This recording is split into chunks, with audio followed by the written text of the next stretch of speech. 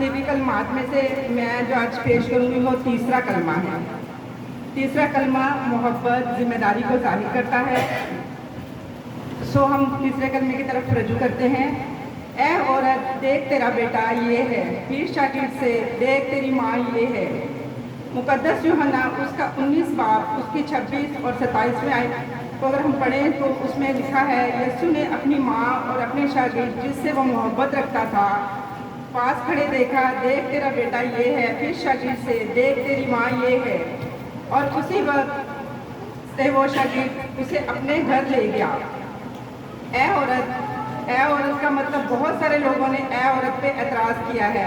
ए औरत कोई गलत लफ्ज़ नहीं है, यूनानी ज़ुबान का लफ्ज़ है जो यूनानी ज़ुबान से लिया गया है। ये लफ्ज़ ए औरत का मतलब है मैडम, मोहतरम, बाइज़्ज़त औरत। उसके लिए ए औरत इस्तेमाल हुआ है। लेकिन जिनको नहीं पता उन्होंने एतराज़ किया है कि यीशु मसीह ने सलीब पे लटके ए औरत अपनी माँ को बोला। तो इसका हरगिज़ ये मतलब नहीं कि ए औरत कह के अगर यीशु मसीह ने पुकारा है तो ए औरत उन्होंने बाइज़्ज़त के लिए इस्तेमाल किया है, अपनी माँ के लिए। तीसरा कलमा यानी 3 का अदद किसको ज़ाहिर करता है?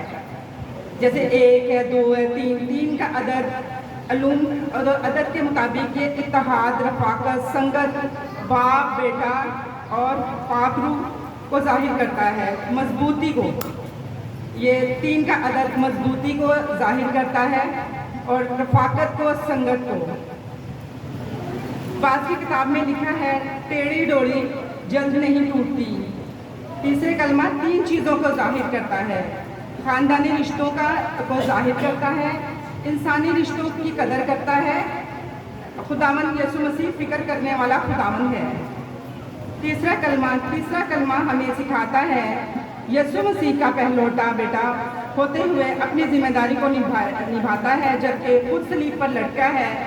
और खुदावंद यीशु मसीह ने अपनी माँ की तरफ निगाह की और अपने उस शागिर्द की तरफ जिसको वो सबसे ज़्यादा प्यार करता था। तो कौन शागिर्द था? यूहन्ना था। और ये खुदावंद यीशु मसीह का सबसे छोटा शागिर्द था।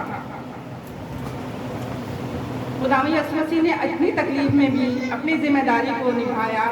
खुदावंद यीशु मसीह ने यूहन्ना को ही क्यों ये ज़िम्मेदारी दी, सौंपी?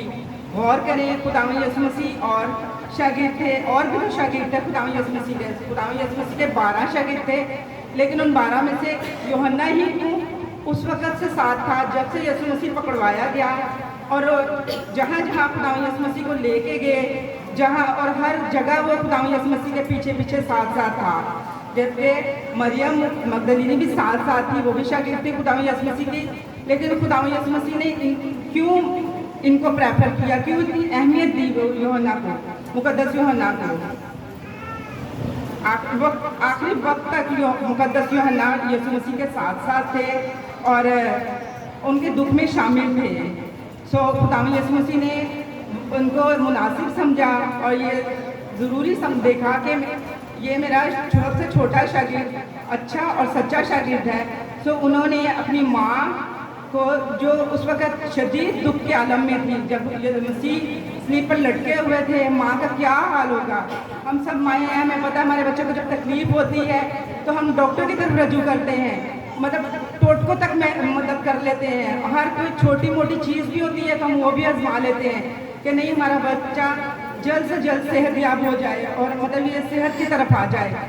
तो ये भी माँ थी, कितना बड़ा दिल था मुकद्दसा मरियम का कि वो अपने पहलौठे बेटे को मतलब सलीब पर लटका देख रहे थे, कितनी बेबस थी, मतलब वो कुछ कर नहीं सकती थी, लाचार थी। इतने दुख में, इतने शिद्दत में वो अपना दर्द नहीं बयान कर सकती थी, दुख से नढाल थी।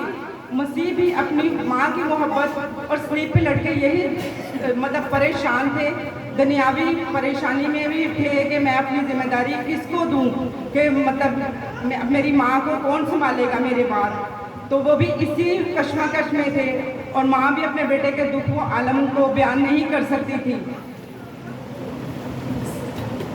जबकि बाइबल मुकद्दस में ये भी लिखा है कि यूसुफ उस वक़्त वफ़ात पा चुके थे।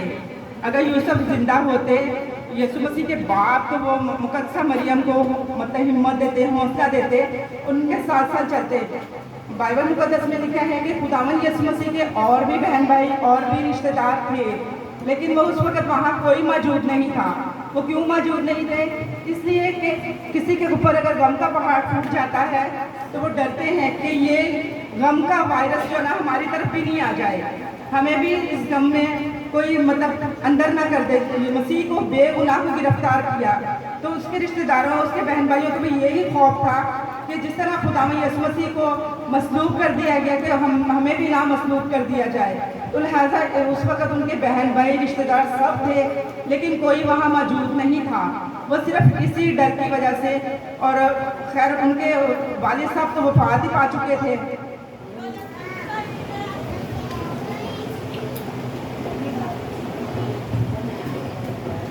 और यीशु मसीह के कोई और शागिर्द भी नज़र नहीं आ रहे थे सिवाय एक यूहन्ना और मरियम मगदलीनी के अलावा।